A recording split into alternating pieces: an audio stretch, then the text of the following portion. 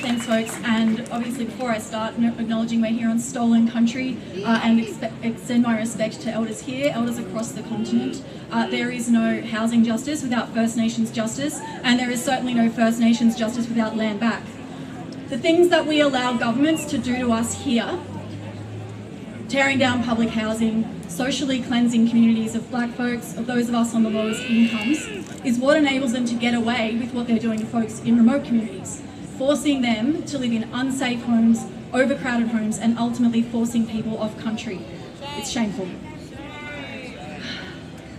So this morning, the Prime Minister announced a pitiful $2 billion for social housing, not public housing, no commitment to Aboriginal controlled housing either.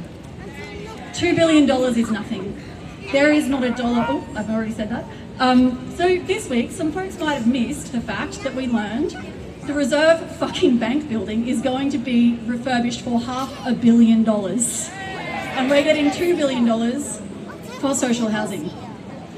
We're going to get $500 million a year maybe, except not really, if the government pushes ahead with its housing fund.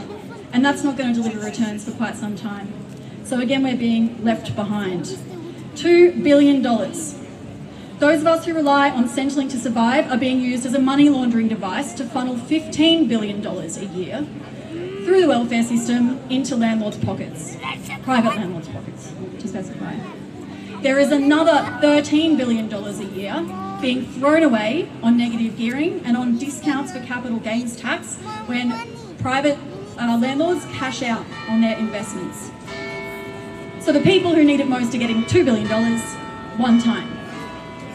The New South Wales Labor Party went to the election running an anti-privatisation agenda.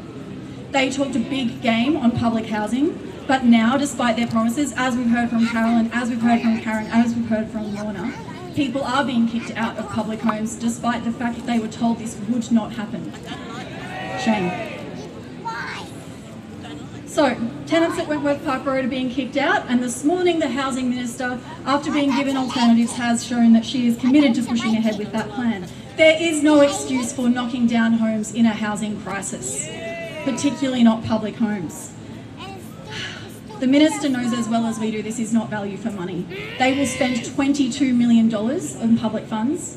That's $850,000 per bedroom for the extra 26 bedrooms that they want to get on that site, and they don't even have to buy the land. $860,000 per bedroom.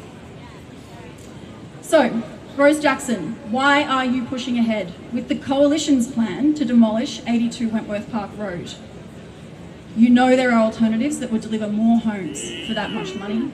Last week, as you heard, we carried out an occupation, and we will certainly be back in that building, occupying it again if we do not see a change from Rose Jackson. So, across the road from those empty homes, currently 15 empty homes on that site, there are folks sleeping rough under the bridge in Wentworth Park. The City of Sydney cannot even leave toilets open overnight so that folks have somewhere to use the bathroom. It is shameful. The easiest possible thing to do to support folks who have no other supports. So our message to government is affordable housing is unaffordable.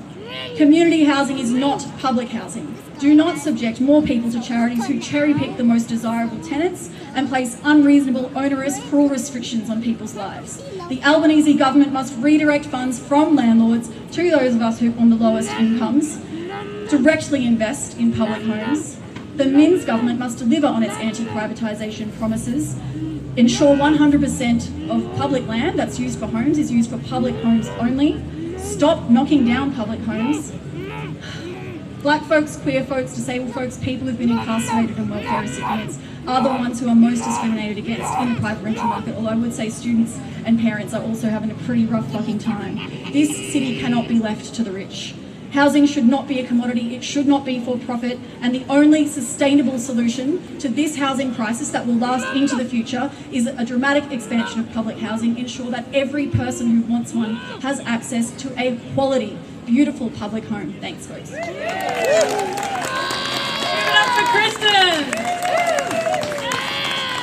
Our next speaker would have been Vince Ashton, who was a retired